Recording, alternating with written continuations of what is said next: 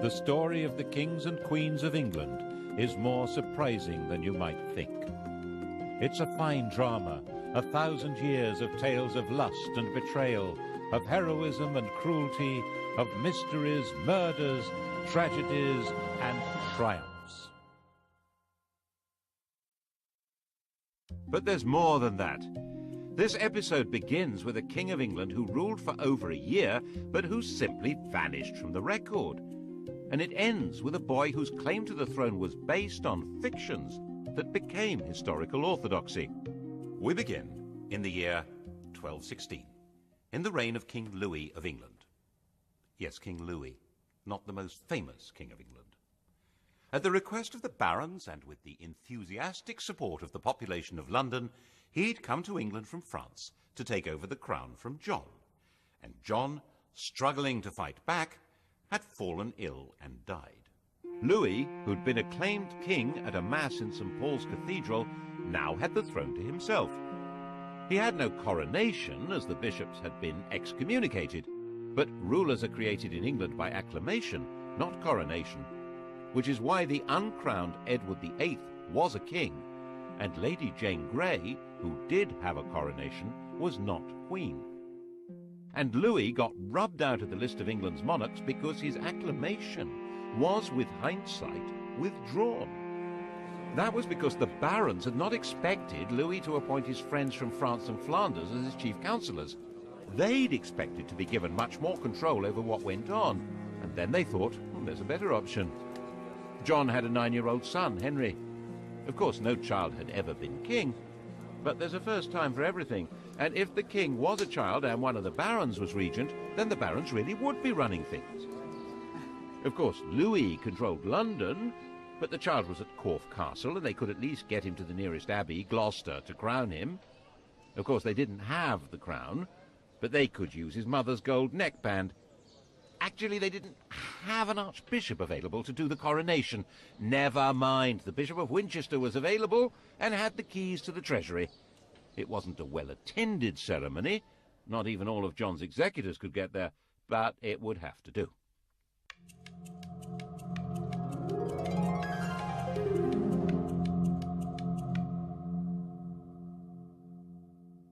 Naturally, little Henry III was not actually exercising the powers of king. That was the job of a baron, the regent.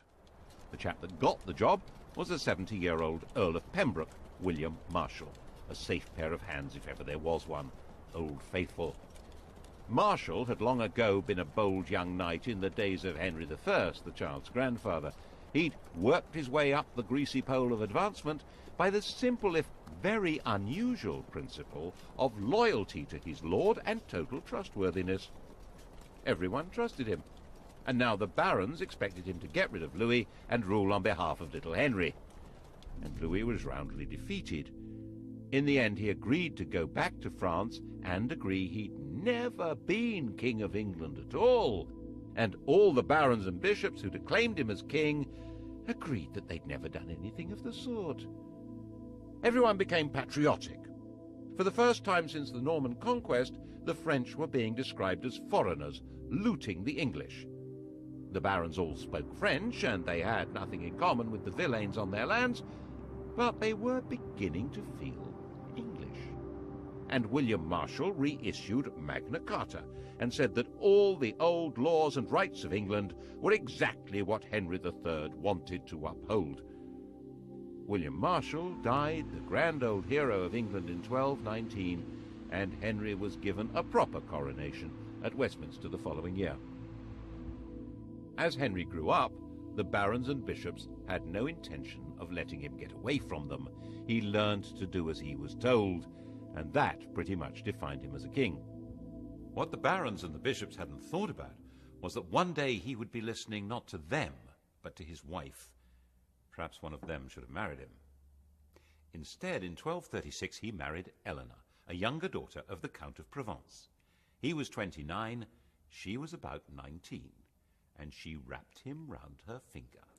She arrived with her uncle, who immediately started running the king's life and carted huge amounts of treasure off to his homeland.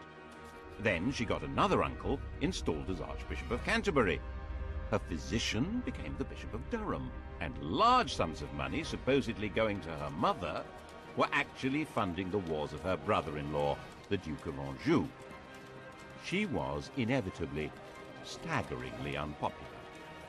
And however little money the king had, he always seemed able to support her relatives abroad, paying for their courts and their armies.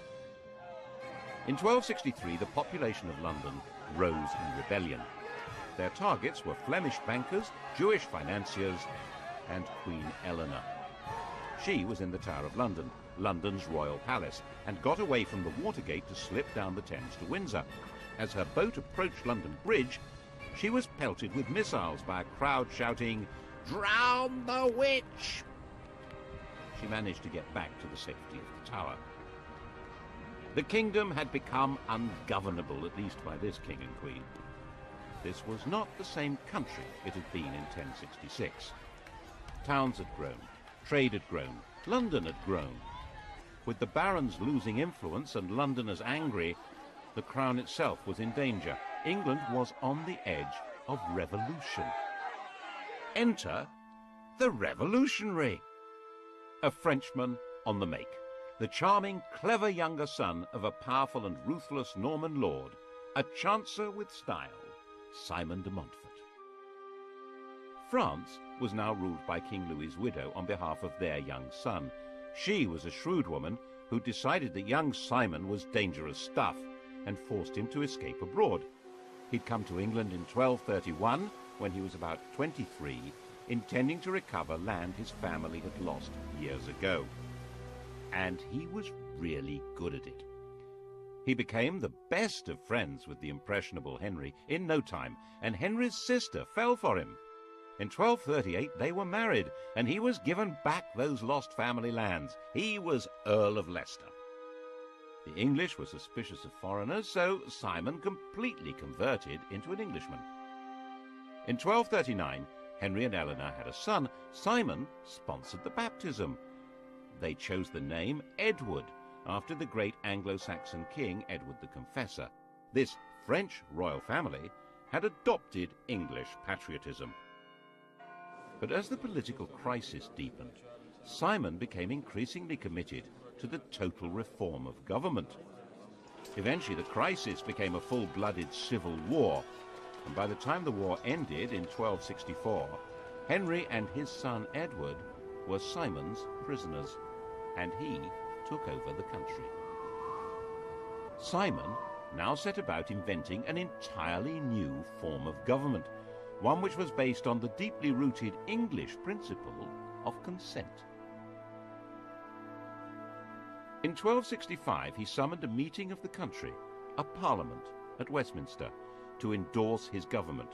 He summoned not only barons and bishops, but also 2 knights from each shire, and, most extraordinary, representatives from all the boroughs, the towns. He said he was acting in the king's name, but the king didn't have much to do with what was going on. In fact, Simon had established what we might see as a modern state.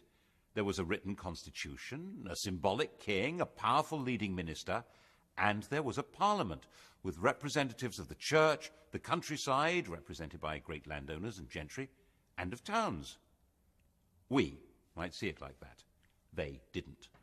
To most people at the time, this was clearly the tyranny of Simon de Montfort. By now, Prince Edward was a grown man, 25 years old, and it was his job to overthrow this tyranny and restore the crown. First, of course, he had to escape imprisonment at Hereford Castle. The prince was allowed to exercise his horse on the common, so he wore out his guards' horses, racing with them, and then jumped onto a fresh horse that had been brought for the purpose and disappeared into the distance. What followed is known as the Battle of Evesham, at the end of which Simon de Montfort was chopped up into pieces. Henry was back on his throne, but it was Edward who was now running the country. This tall, muscular warrior, he was called Longshanks, had the military skill to crush the remaining rebels and the good sense not to punish them afterwards. He understood how to make peace, and accepted the proposition that the king must respect legal limits on his power and consult with the nation. He also habitually spoke English, the first royal to do so since 1066. Parliament made him the steward of England. De Montfort's revolution had left its mark.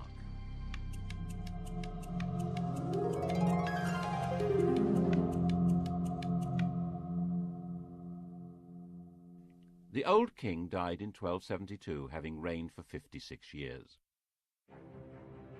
Edward's main interest in life was chivalry and warfare.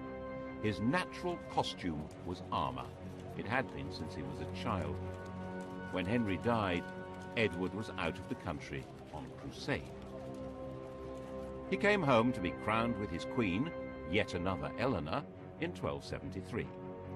The daughter of the King of Castile, she'd already borne Edward 6 children.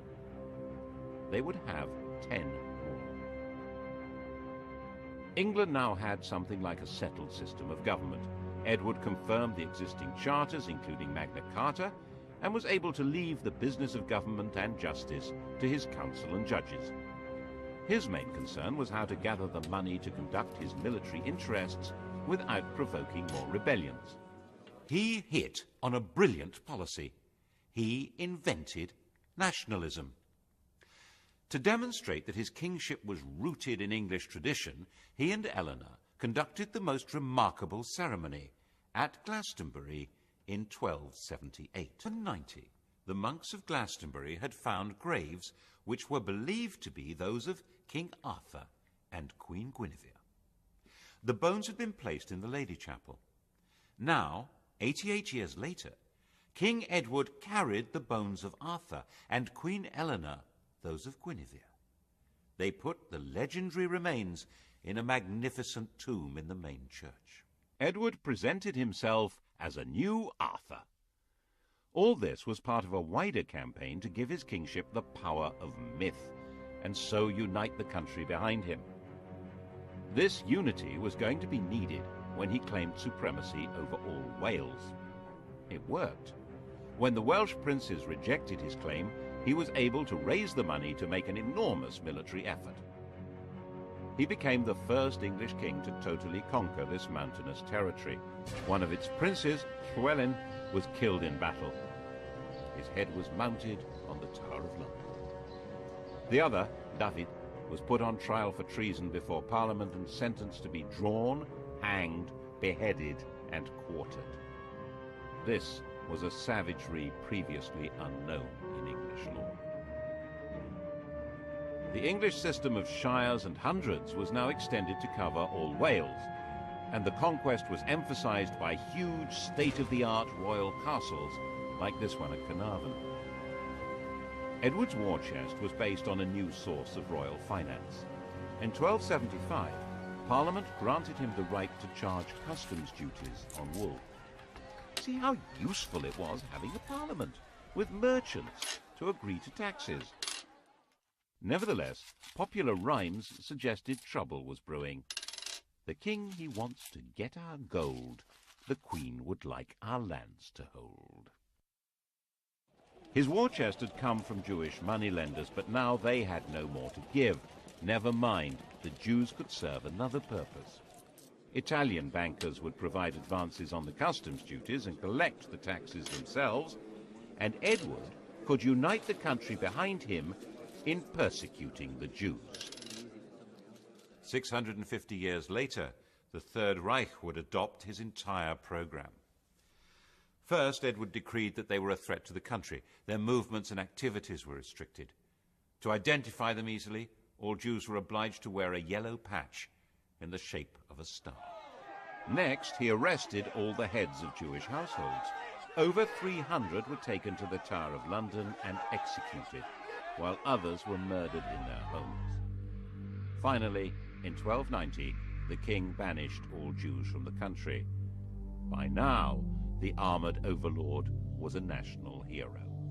When his wife, Queen Eleanor, died in the same year, worn out by childbirths, his own grief was turned into a major display of national mourning.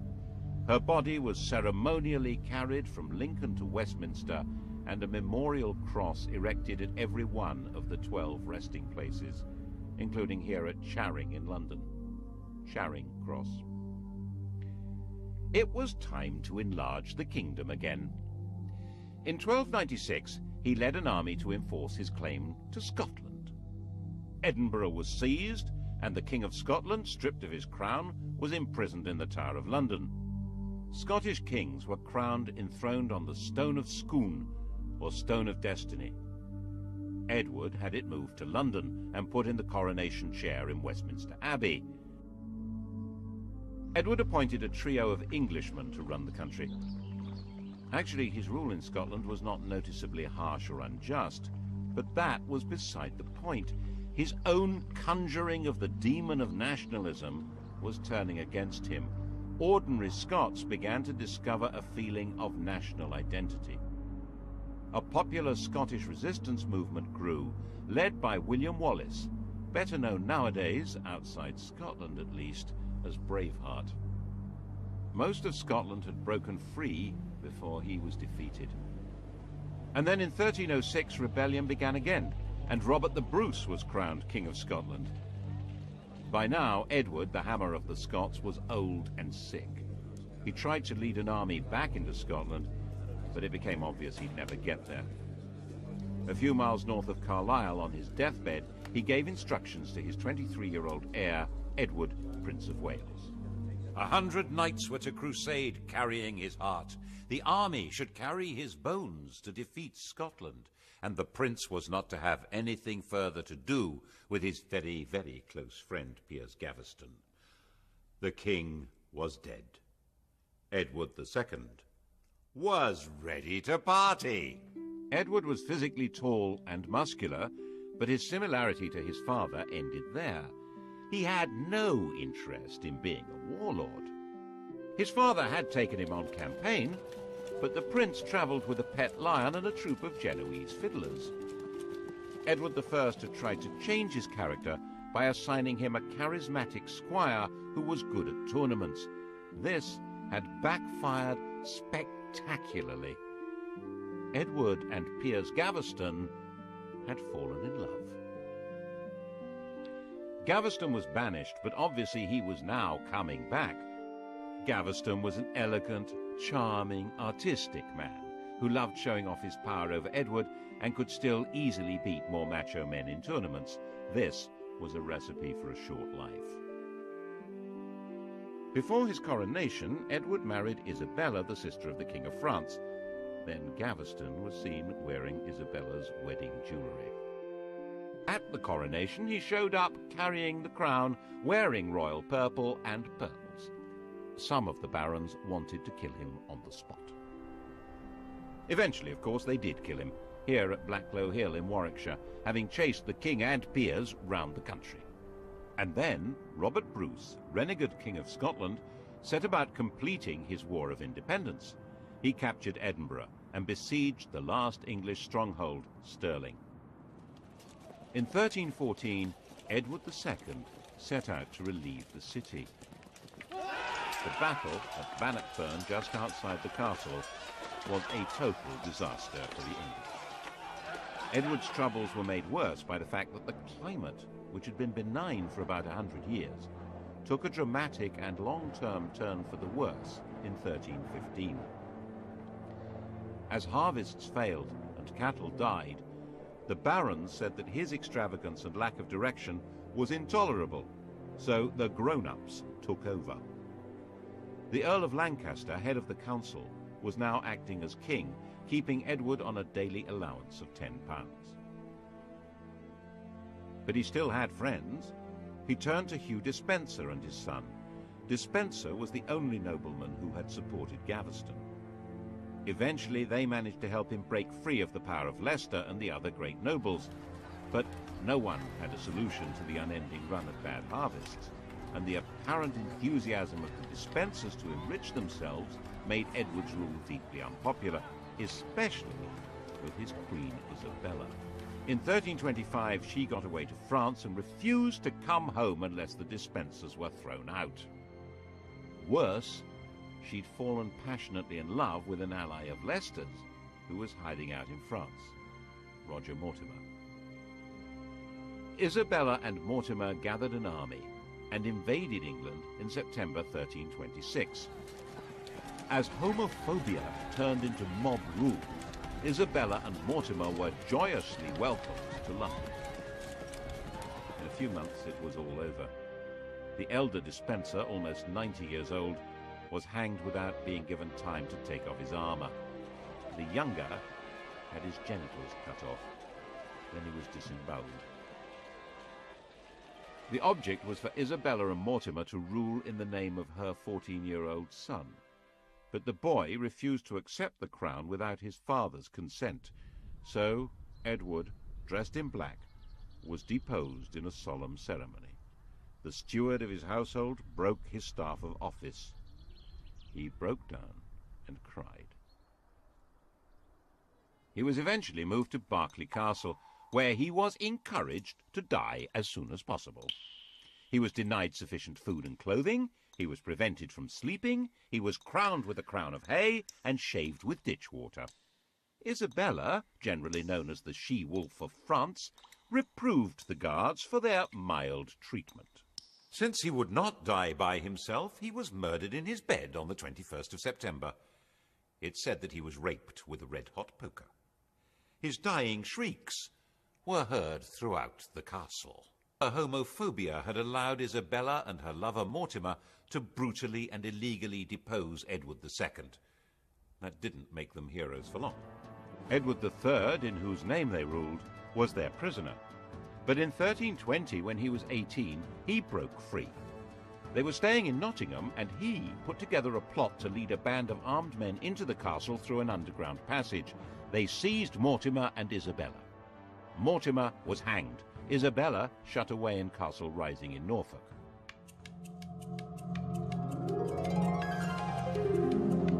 And England had a king again.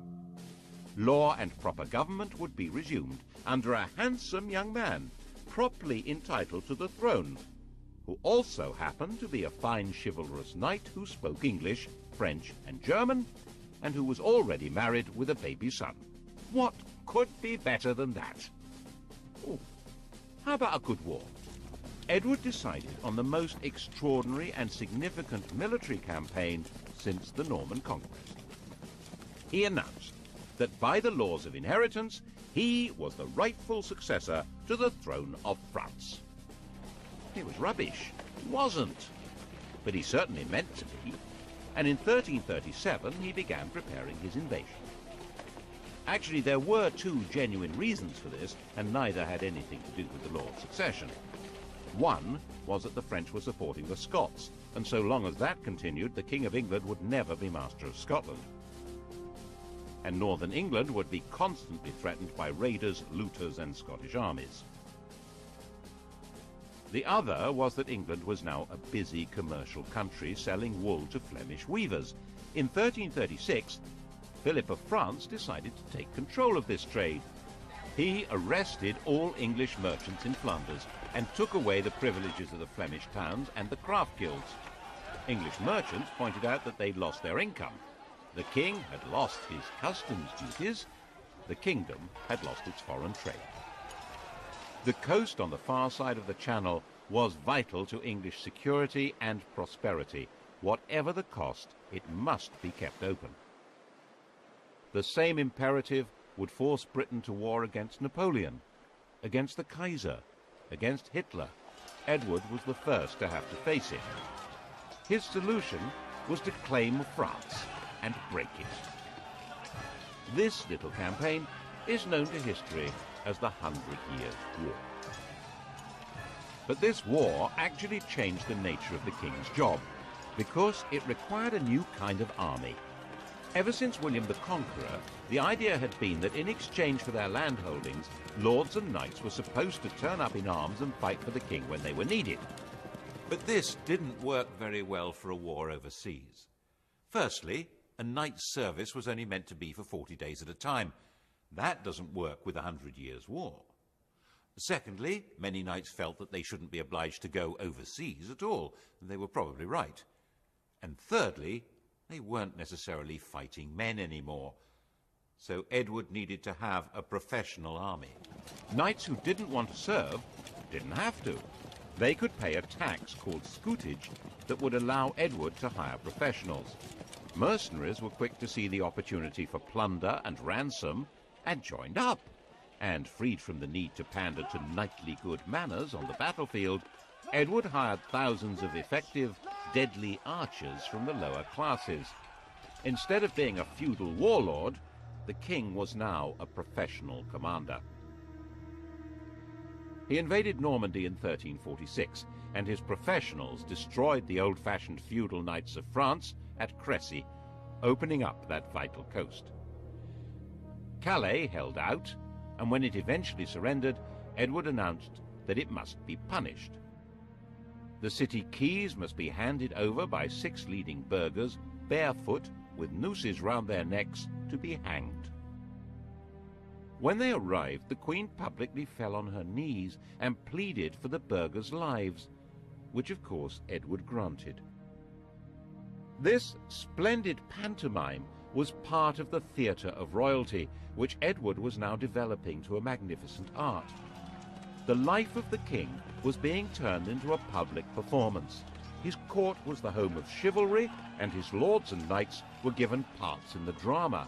It was a brilliant device for binding together war, taxation, and loyalty. The Queen was as important in this as the king. She led the ladies of the court, the judges of chivalric behavior, and she was the source of mercy, tempering her husband's justice.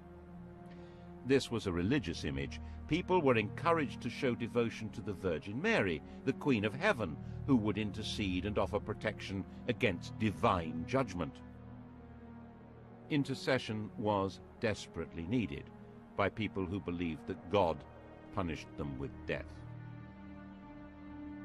Death arrived at Weymouth in June 1348. Black Death. In less than a year, the whole country was stricken. No one could have understood what was happening. Once a person was infected, large, foul-smelling swellings developed in the groin, neck, and armpit. Death followed within 2 or 3 days. The disease killed more than 1/3 of the population, and by 1350, the population of England was half that of 1315. In the midst of the dying, the theatre of royalty grew grander. Edward created the Order of the Garter, where 2 tournament teams played out an Arthurian drama based on St. George's Chapel at Windsor. The castle was rebuilt for the show. With the nobility bound to him by chivalric dreams, and the shires and towns granting funds for the war in Parliament, the French war could still go on. Another decisive victory at Poitiers in 1356 brought France to the point of disintegration. But by now, the war couldn't be ended. The nobility and troops saw endless vistas of plunder, while the king's only chance of income came not from his withered population, but from rich ransoms. This war would last 100 years. By the time Edward died in 1377, 65 years old, the townsmen and peasants of England were sick of the whole thing. The king's oldest son, Edward the Black Prince, had been the flower of chivalry and hugely popular, but he died a year before the king. The successor to the throne was the Black Prince's 10-year-old son, Richard. Real power, though, lay with Richard's uncle, John of Gaunt.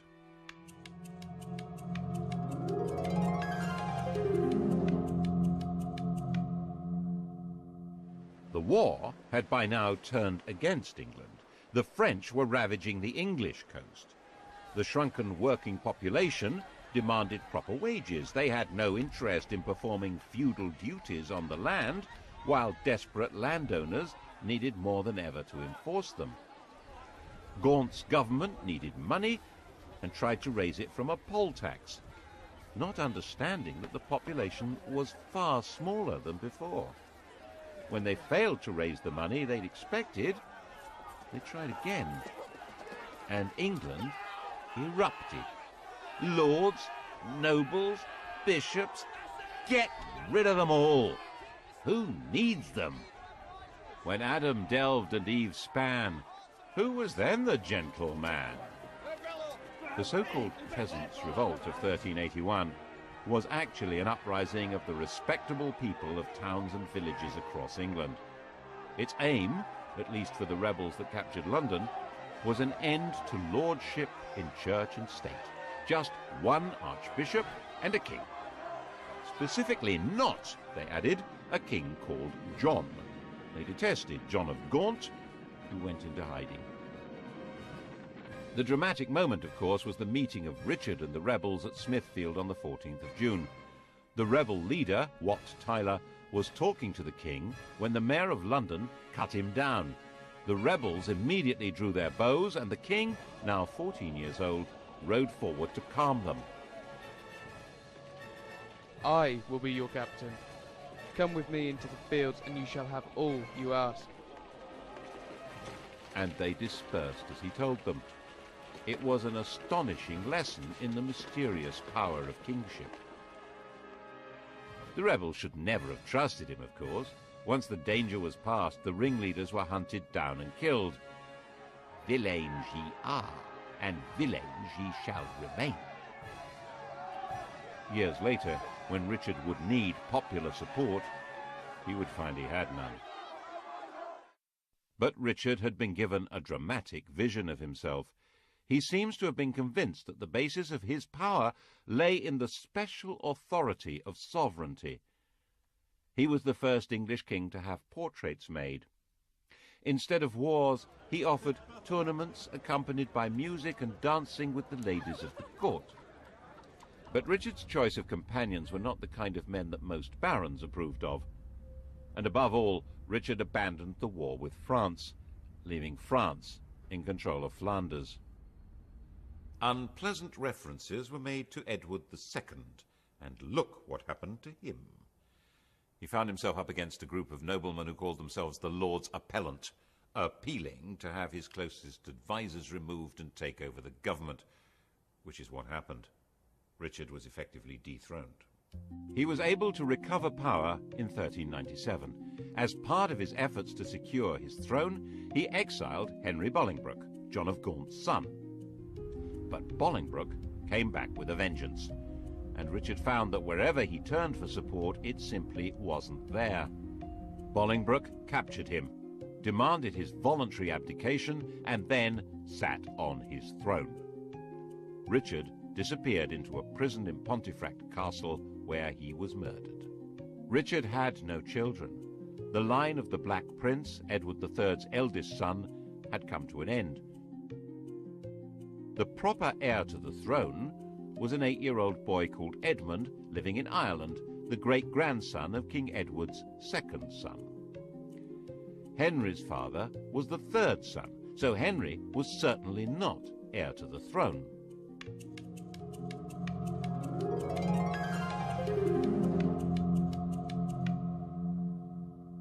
But he was a big man, with a big red beard and a big army, and he was sitting right there in England on the throne, not in Ireland, not 8 years old, so Parliament decided that he was very definitely fully entitled to be King of England. Oh, yes! Edmund spent the whole of Bolingbroke's reign as a well-maintained prisoner. Henry was the first king to speak English as his native tongue. He was personable, brave, and a very capable leader in battle, but without legitimacy. He was clinging to power by his fingernails. Anyone who doubted Bolingbroke's right to be King of England could expect to be part hanged and then have their intestines pulled out before being killed. His regime became ever more repressive as he became more worried. There was an uprising in the north which he put down with real ferocity. It was said that he personally killed 30 men in battle.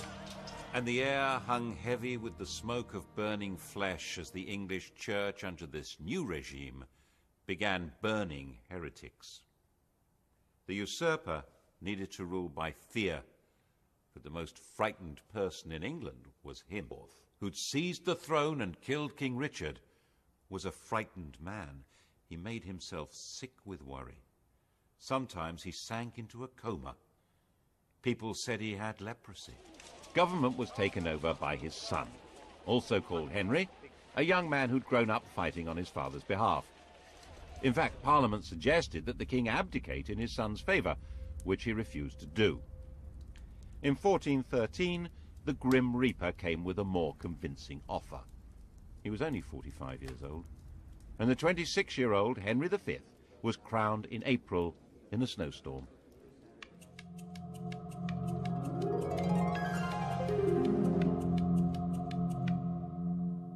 Henry V did all he could to get the country back onto a stable footing. He gave Richard II's remains a proper burial, and of course he got back to the important business of invading France.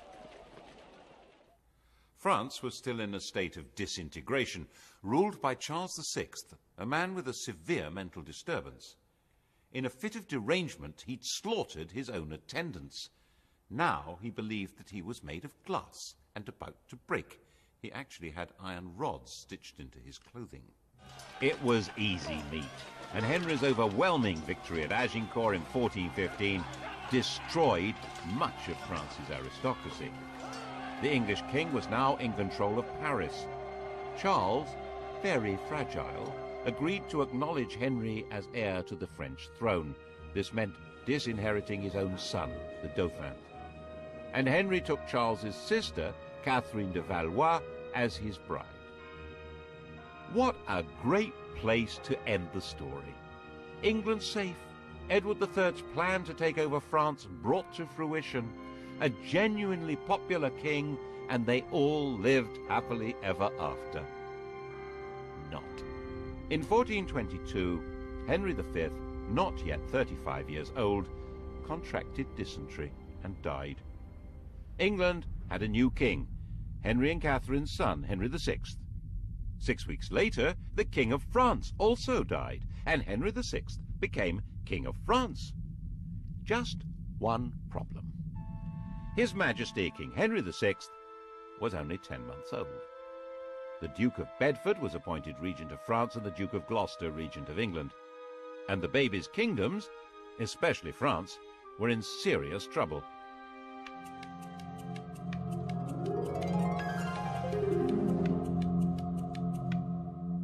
The Dauphin wanted his kingdom back, and everything the English had done, ravaging the countryside, destroying all authority and stability, could have been calculated to create a passionate nationalism. It was entirely natural for people to believe that Joan of Arc was on a divine mission to drive the English out of France and give it its rightful king. Under her inspirational leadership, the Dauphin's forces took over Orléans and Reims, and he was crowned King of France in Reims in 1429. Little Henry had still not been crowned king of anything. Something obviously had to be done about that, so later the same year, now 7 years old, he had a coronation in Westminster Abbey. The idea was then to get him to Reims, where kings of France are supposed to be crowned. But that just wasn't safe, so he ended up being crowned King of France in Paris. It was all a mess. In fact, English forces were now fighting a losing battle. The new factor in the equation was gunpowder. Cannon and handguns changed the whole nature of warfare. And Henry did not grow up to be a warrior. A quiet, studious young man, he never felt it was his job to lead the English forces in battle. They were finally destroyed at Castillon in 1453. The 100 Years' War was over. England was left with no possessions in France except Calais. But Henry's problems had barely begun. The taxes needed to fight the war, and corruption among royal officials meant the country was disheartened and angry, and the issues of legitimacy that had lain pretty dormant in England since Henry Bolingbroke usurped the throne were now coming out of the woodwork. Richard II had been the last legitimate king of England, if there was such a thing. He'd been succeeded by his murderer, Henry Bolingbroke, the father of Henry V, the grandfather of Henry VI. They were all descended from John of Gaunt, Duke of Lancaster. But that wasn't the legitimate line of descent. John of Gaunt had an elder brother, whose descendants were still alive. The rightful King of England had not been Henry IV, but Edmund, the Earl of March, and now that Edmund was dead, it was his nephew, Richard, Duke of York. Edmund had carefully and probably wisely never made a point of making his claim. Henry IV and Henry V had been seriously powerful men, but Henry VI wasn't in the same league. His interest was not in war but in learning. He founded Eton and King's College, Cambridge, and he was a gentle, pious man. There were many who believed that he was more a saint than a king. Richard, Duke of York, now 40 years old, decided that it was time for the crown to fall into his hands. His claim was supported by most of the barons of southern England. The northern barons felt all this was codswallop. They had the right to choose their king, not be passed like slaves to whoever inherited them. And then, quite suddenly, in the summer of 1453, the king went mad. He'd probably inherited the strain of madness in his mother's family, the illness that had racked Charles VI. The true legacy of Agincourt was not the crown of France, but a recurring disease that would afflict members of the English royal family for centuries. He lost his memory, he lost control of his body, he lost the ability to speak coherently or understand what was said to him. His wife gave birth to their only son, but he knew nothing about it. With the king incapacitated, government needed to be handed to a regent, and the man with the backing in the south to take over the reins was Richard, Duke of York. The inevitable and disastrous outcome was civil war, Lancaster against York. Their badges, the Red Rose of Lancaster and the White Rose of York, gave history the Wars of the Roses. To begin with, it was a war for control, not of the crown, but of the king. Richard didn't want to be crowned while Henry was still alive, nor did he want to kill him, but he did want to control the government and be recognized as Henry's successor. The king made a partial recovery, but was quite incapable of taking charge of his own defense.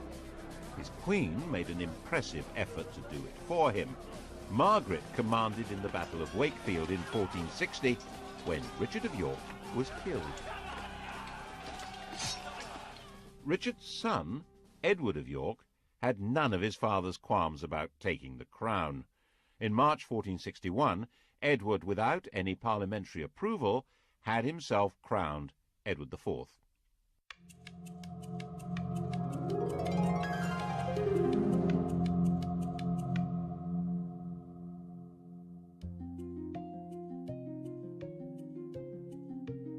Henry was still alive, a husk, and became a refugee with his queen. The deposed royal family hid in Scotland. Then Henry was captured and became a prisoner in London. In 1470, an extraordinary upheaval backed by the King of France drove Edward IV from London, and Henry was rescued from prison and restored to his throne. It's said that while Edward plotted his return from exile in Holland, Henry had a curious interview with one of his distant relatives, a boy of 14, Henry Tudor.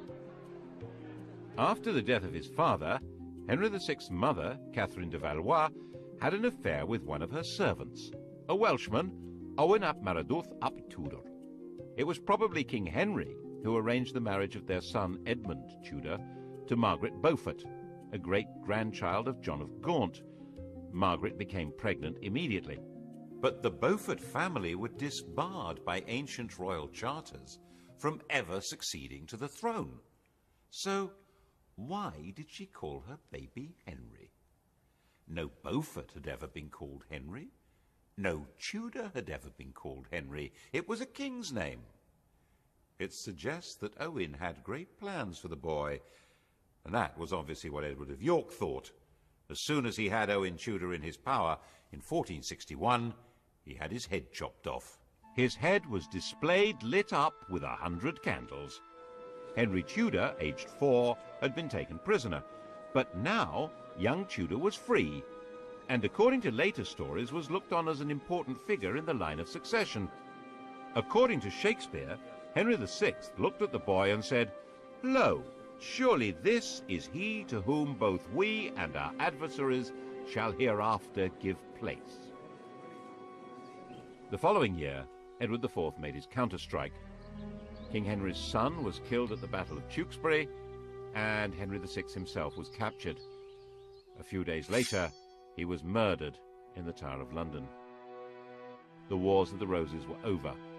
The competition between England's barons for control of the kingdom had ground to a bloody end, with most of the great families of nobles having been slaughtered. Henry Tudor was now head of the House of Lancaster. He had no claim to the throne, of course, coming from the debarred Beaufort family, so Edward should not have regarded him as a threat, in theory. Just to be on the safe side, he fled to Brittany. But Henry Tudor would be back, and he would make sure he controlled how the story was written. In the next program, we'll see how Henry Tudor shaped our knowledge of what followed, creating the story of the most evil king in history and setting the stage for the most heroic queen. How much do you know about Henry V? Sky Digital viewers, press red and take our